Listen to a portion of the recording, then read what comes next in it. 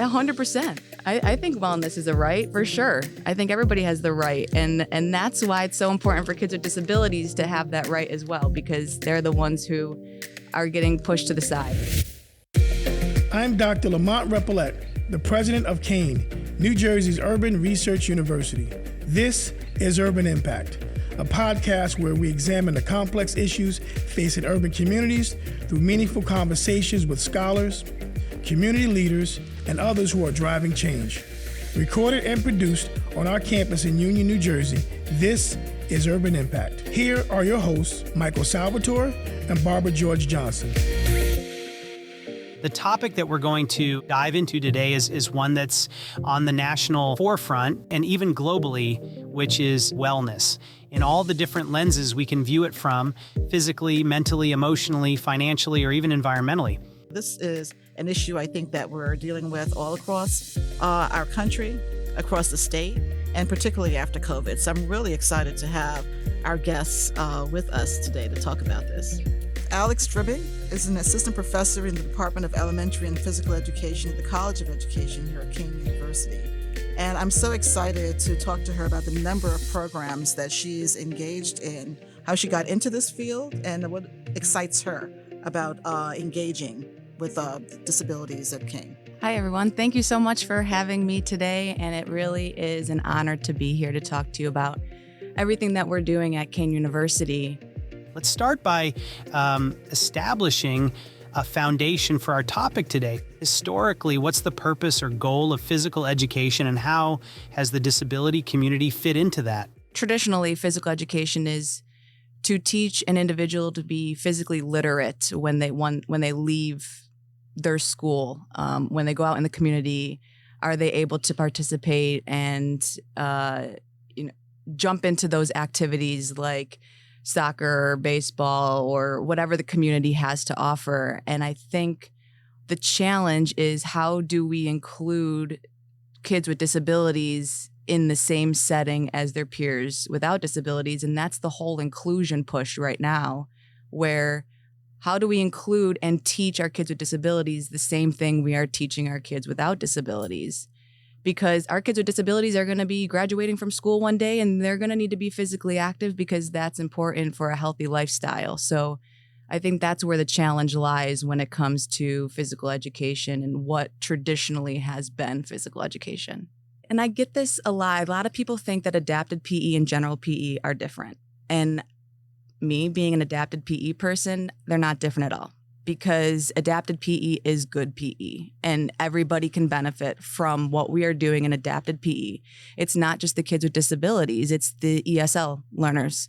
It's the students in your classes that don't want to participate and they want to sit on the sidelines. How are we going to get every single kid included and involved? And that is adapted PE in my mind. You're known around here as the adaptive PE guru. What's your background and how did you get into that?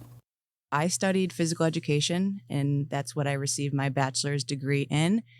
And while I was in my undergraduate years, I had an advisor. Her name was Dr. Lauren Lieberman, and she is the co-founder of what is called Capabilities. I'll get into Capabilities in just a little bit, but here I am as her advisee going and thinking we're going to talk about what classes I'm going to be taking for the upcoming semesters. We're talking about all things adapted PE and all the programs that SUNY Brockport has to offer. And so starting in my undergraduate years, I was participating and volunteering in a program called JEEP, which it's a gymnastics program for kids with autism. And I was volunteering at Rochester Rookies, which is a track and field team for those in wheelchairs and those who have physical disabilities. I was participating in Capabilities, which I'll get into in just a little bit.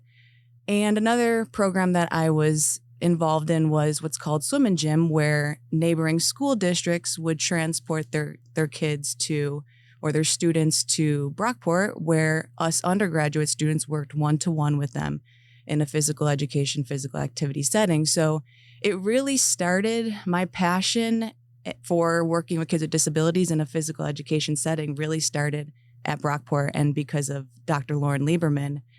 And so once I graduated from Brockport, I took 2 years off and I was a phys ed teacher in Buffalo, coached 3 sports. And when my time was, I was still participating in camp abilities. And one summer I went to camp again and Dr. Lieberman was like, I need a graduate assistant. Would you like to be my graduate assistant and run camp abilities? And I said, absolutely. And so I ended up going back to Brockport for my master's. I got my master's in adapted physical education. And I ran Camp Abilities for 2 years. And Camp Abilities is an educational sports camp for youth with visual impairment and blindness. And the very first camp started at Brockport in 1996. And I ran Camp Abilities for my graduate assistantship. And Brockport, to my knowledge, is the largest Camp Abilities around the United States and the world. There's 55 kids with visual impairments that attend week long. We stay in the dorms. And we have the 55 coaches that work one-to-one with them. And that's not even including all of the staff that come in to teach the sports and all that stuff. And so I ran camp for my 2 years in my master's program. And while I was doing that, my dream was to be a PE teacher in a school for the blind. That's what my dream was. I was going on job interviews. I had job offers, and I met Dr. Allie Bryan. She's a professor at the University of South Carolina, and she was like, you need to come do your PhD. You need to come do your PhD. And I was like, I don't know. I want to really go and work in a school for the blind and all that stuff. And after the third time she called me, she gave me all the pros about going to do a PhD, and I ended up going to the University of South Carolina. I received my PhD in motor behavior with a cognate in special education. And there, they were also running a very similar program like the swim and gym program I mentioned that they do at Brockport. It's called Camp Carolina. But this one was a little bit different in the way that the parents actually drove their kids to the program because it was an after-school thing, and our students were working one-to-one with kids with disabilities. And so my foundation and my background really situated me for working with kids with disabilities in a physical education, physical activity, and sports setting. It's my true passion, and it's all because of my roots and where I came from. I love the acknowledgement to her educational past. Sure. I love the work you're doing. It's not just me. It's remarkable. Your stories are probably going for days about each event that you're hosting, and it's inspiring. Can you talk a little bit about that engagement with the community, their families, and certainly our students? Sure. So I think I'm going to start with the programs I started when I came to Kean University. And the first one I would like to talk about is the Cougars Climb Adapted Physical Education Program, CLIMB standing for Children Learning Important Motor Behaviors. And you heard about my background, and the Cougars Climb program is very similar to what I was brought up with, like the swim and gym and the Camp Carolina. And coming here, I wanted to provide more hands-on experiences for our Kean University students. That was one of the reasons why I wanted to start this program. Another reason why I wanted to start the program was because there are not many opportunities in the community for kids with disabilities to be a part of physical education, physical activity, sport-wise. And another thing was to expand my research. But I want to talk a little bit about the program before I get into all the goals and the reasons why I started the program. And before I even go any further, I do need to acknowledge and shout out the team that helped me start this. And I wouldn't have been able to do this without Dr. Gray and her team at EEI. They really helped me get the program off the ground, help recruitment and all that stuff. Dr. Jessica Adams at Kean Ocean, she was a huge asset to this team because she helped me introduced me to everybody that, that helped me start the program. My team in physical education, Dr. Fran Daly, they were all huge reasons why this program got started. And so the program is about a 7-week program. It's once a week for an hour, and it's tied to the PED 4600 Adapted Physical Education undergraduate course that our physical education majors take. And so kids with disabilities come in for an hour once a week, and they work one-to-one with our Kean students. And our Kean students take what they're learning in the classroom, and they're able to apply it in a hands-on real-life experience. And so they're working as their coaches, providing individual feedback through many different sports. Each semester is totally different because at the end of each semester, I like to get the feedback from parents on like, what sports did your kids like? What sports did your kids not enjoy? What would you like to see? So this current semester, we start next week. We're doing 2 weeks of football, 2 weeks of soccer, and 2 weeks of tennis. And our students, I teach a lot about the importance of IEPs and their involvement in IEPs when they're out in their school district. And part of IEPs are, what is the present level of performance of the child? What can they do in this very moment? And then from there, they create short-term goals and long-term goals. And so that's something that we implement in the program. So our students are taking what their child can do in this very moment in soccer and in football and in tennis. And they're creating short-term and long-term goals. And something really cool that we started last semester with this is that we compile all that information and our students present that to the families at the end of the 7 weeks, where the families hopefully will take this document and bring it to their child's school and show their PE teacher that, hey, my child can do this.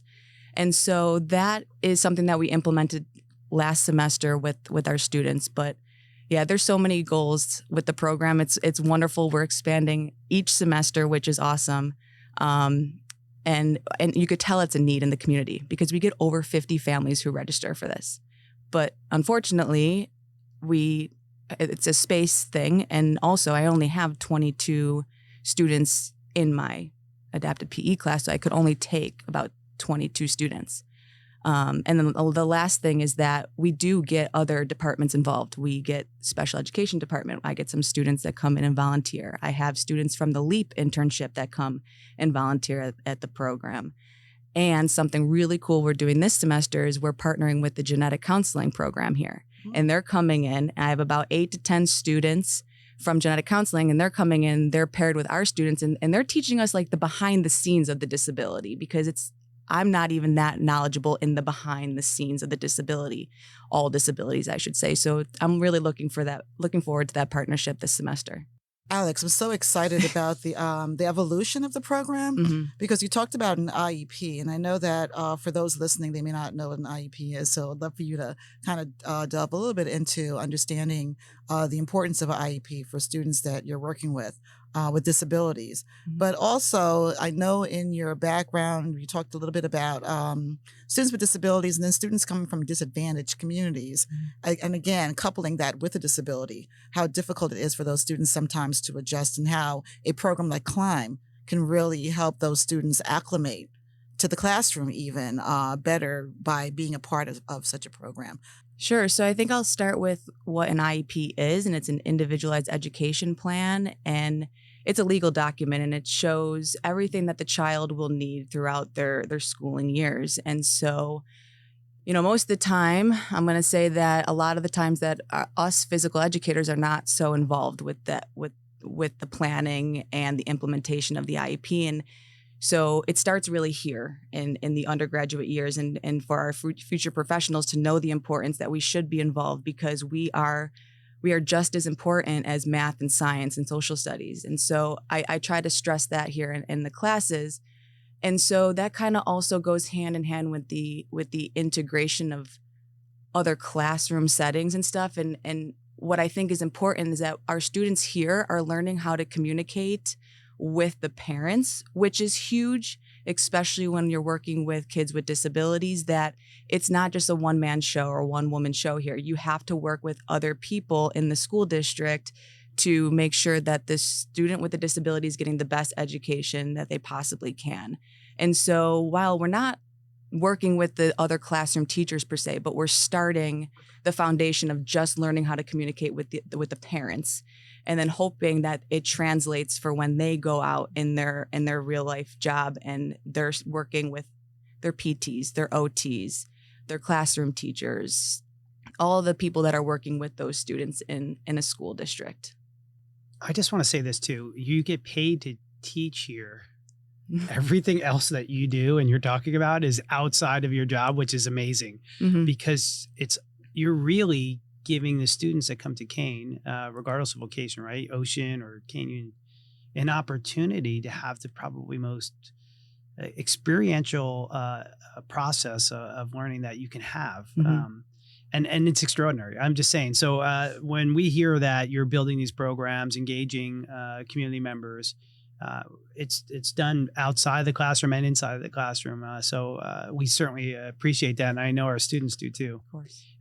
Tell me, has there been a moment where you absolutely received some feedback, maybe that you weren't even looking for, that just kind of made you say, I got to keep doing this? It's, something extraordinary. Yeah. Whether it be feedback from parents involved or students themselves. I love that you asked that, because I think that shows, while it's not research backed impact wise, it means so much to me. And so I'm going to start with my students. So since we started the Cougars Climb program, and I do want to talk about the Capabilities Kean University in just a little bit, because there's also a huge impact there. But Cougars Climb program specifically, I get a handful of students each semester saying, I never knew what adapted PE was. I love working with kids with disabilities. How do I get a master's in adapted PE? Dr. Stribing, are you going to create an adapted PE minor so I can do that in tandem with my undergraduate phys ed degree? And right there, that's the impact that we're having on our students, which is huge and makes me smile. And I love that. And I don't do what I'm doing because of that. I do it because we need to do that. That's what we should be doing, but it definitely helps. And if I can just touch on the impact from the families as well. And what's cool, what we're doing this semester in Cougars Climb, I am starting to expand my research line. In the Cougars Climb is going to be one setting, but we're also going to talk about the Toms River Field of Dreams in a little bit. And collecting some data on their self-perceptions of motor competence, the parents' perceptions of their children's motor competence, and any change in the parents' perceptions from pre to post Cougars Climb. So we are going to actually collect some data, but hearing the families come to me throughout the program and after the program on the impact it has had on their children, where they are excited to come to the program, and most of the times they're not excited to do anything, and how it benefits them in their everyday life, that's impact right there. And you can tell that, we're doing the right thing, and it's the thing that should be done. So there's a little bit of more impact there for you. That's awesome. I'm going to ask a little bit about research, since you started delving into the conversation around research. Mm-hmm. You talked about collecting data that you share with parents. Mm-hmm. Is that a way to look at the intricacies of the program in ways that help us to understand the adaptability and the importance of it for maybe public policy or for the growth of those programs across the state and across the country? Sure. Yeah. So I'm going to go back to my dissertation a little bit. And when I collected my dissertation research, it was all on visual impairment and blindness. I collected it at Capabilities in a Capabilities setting. And so I collected data on what the children thought of their motor skills. How confident were they in their motor skill ability? So that's self-perceptions. I collected the parents' perceptions, what the parents thought of their motor skills. And what I found there was that the parents were the most significant predictors of their children's motor competence, which we know that parents are crucial in their children's development, but even maybe more important when it comes to kids with disabilities, because they rely a lot on them. And so when I came to Kean, and one of the reasons why I wanted to start this program was to target the parents a little bit. And there's not much literature out there on parents' perceptions of their kids' motor competence. It's a lot of what they think about their kids' physical activity levels and stuff. And so what I'm hoping to find is the same finding that I found in visual impairment, and the expansion of these two programs, Cougars Climb and Capabilities, is to hopefully create parent interventions, teaching the parents the importance of their children's motor skills. How can they go home and work with their children to help develop these motor skills? And so there's a lot of research that needs to be done, and that's my goal. One of the reasons why I started these programs, but I'm hoping to find that and then target the parents and create interventions for them and show them the importance of motor skill development for their children. Alex, I want to shift to, we talked about the Cougar Climb program. Awesome. About a year ago, though, my wife, she's a director of special services in a school district in Monmouth County. She's also a behavioral consultant as well. And she came home on a Friday and I said, how was work today? She said, it was really inspiring. And she's never said that. I'm like, inspiring? She's like, oh my God, this guy came and he spoke and the entire room was crying. And I think you know where I'm going with I this. think so. So I said, who was it? She said, well, it was this gentleman. He talked about his son's story, and that inspired the Field of Dreams in Toms River. And she went on to talk about it and said, we have to go there. We have to be connected to it. And then I don't know, a week or so later, you are speaking in Kean Ocean about the Field of Dreams. Dr. Brian Zakowski's talking about it. So please talk to us about what's going on there, what our involvement is, because it's truly an inspiring story overall. Yeah, I accepted the position, and I think a day later, Dr. Adams called me and said, you need to meet Christian Kean from the RWJ Barnabas Toms River Field of Dreams. I didn't even start my position yet. And from that day on, Kean University have built a wonderful partnership and relationship with the Toms River Field of Dreams. And we were able to bring that Cougars Climb program to the Field of Dreams for our Kean Ocean students. And on top of that, I mean, everything I want to do, the founder, Christian Kean, he's like, please go do it. Do it. Like Kean Physical Education is like on their board for weekly events. And it's because of that partnership that we were able to bring Camp Abilities to the state of New Jersey. And so, like I said earlier, Camp Abilities is an educational sports camp for youth with visual impairment and blindness. And let me say this. There are over 28 Camp Abilities around the United States and the world. And prior to my time coming to the state of New Jersey and Kean University, there was not a Camp Abilities in the state. And so this past August, we held a 3-day day camp for youth with visual impairments. We held a Camp Abilities, and it was held right at the Field of Dreams. And we had 10, we call them athletes, not campers or participants. We had 10 athletes with visual impairment and blindness from all over the state of New Jersey. People were driving from up here to go down there, and then there were other kids that were from the area. And we also had over 25 Kean University students volunteer for the 3 days of camp. And we played sports like track and field, beep baseball, beep kickball, blind soccer, basketball, mini golf. We actually did some golfing on the turf that they have at the Field of Dreams, and so much more. And before the kids come for the 3 days, we hold an in-service training for all the coaches that are going to be working with the kids throughout the camp. And we taught them how to work with the child with the visual impairment in all these different sports.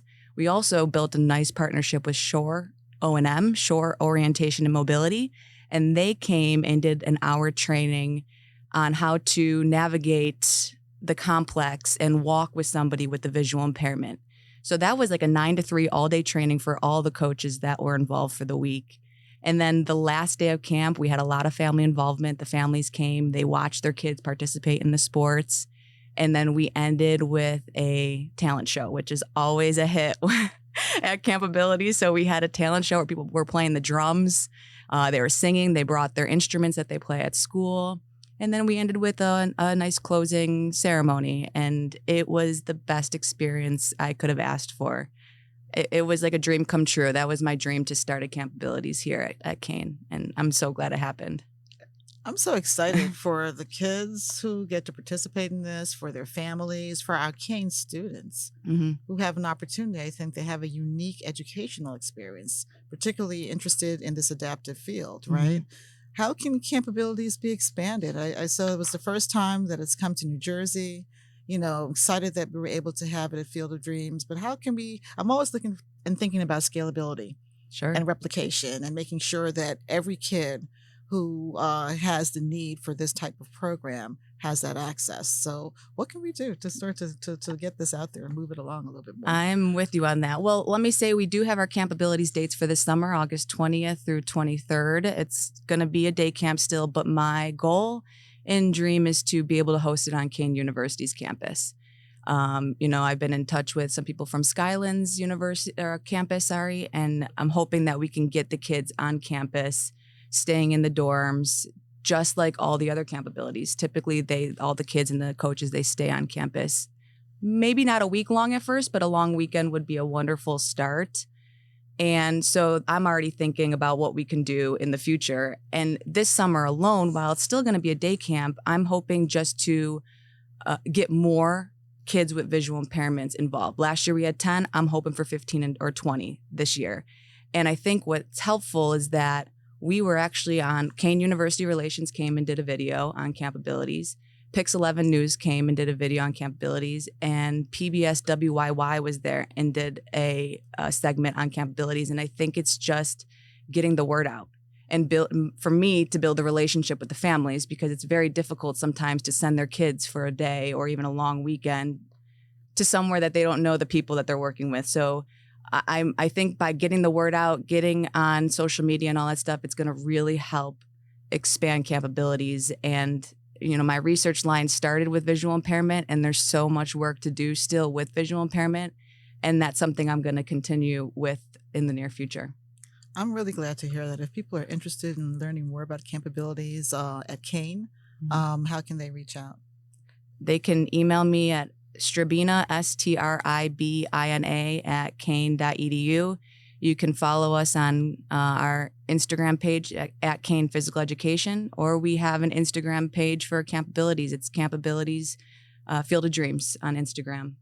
Love it. I love the Field of Dreams. I do. I just want to acknowledge that our Department of Athletics and the leadership there and Student Affairs are enormous advocates for children with unique and special needs. Mm-hmm. They would love to have a conversation about this, and if the timing is right, to be able to support your vision for this down the road. So, and I know that we've actually had some events on campus with targeted populations such as the ones you're speaking of. So, super excited to expand it on this footprint too.